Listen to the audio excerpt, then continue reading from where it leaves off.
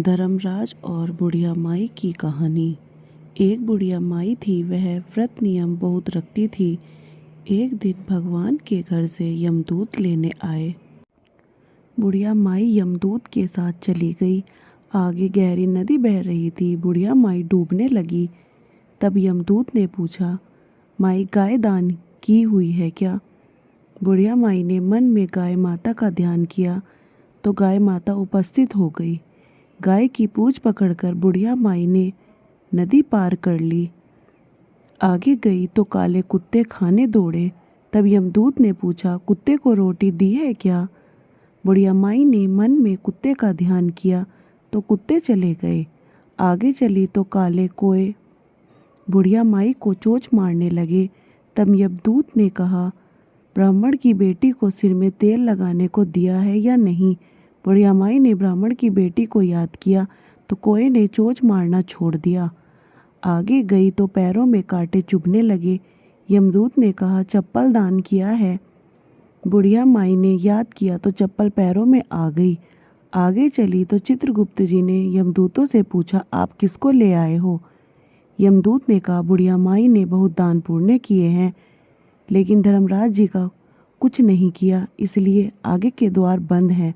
तब बुढ़िया माई ने विनती की, मुझे 7 दिनों के लिए धरती पर जाने दो। मैं इन 7 दिनों में धर्मराज जी की कहानी सुनकर उद्यापन कर वापस आ जाऊंगी। धर्मराज जी ने उसके प्राण लौटा दिए। धरती पर बुढ़िया माई के शरीर में जान वापस आ गई। सभी लोग बुढ़िया माई को जीवित देखकर भूतनी भूतनी चिल्लाकर भाग खड़े हुए।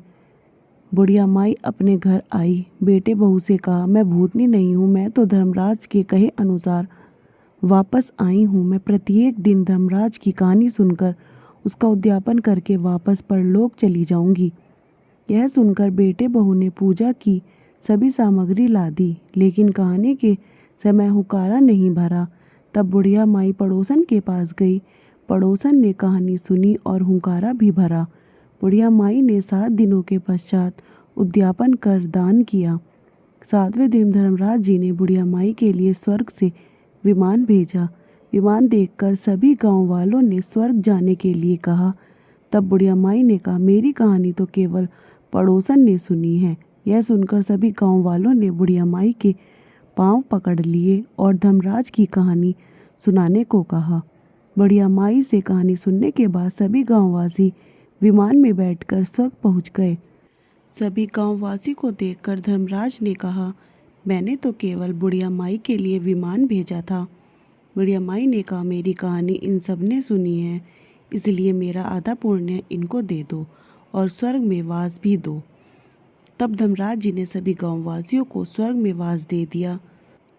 सो हे धर्मराज जी, जैसे बुढ़िया माई को स्वर्ग दिया, वैसे सबको देना। कहानी सुनने वाले को, कहते सुनते हुकारा भरने वाले को।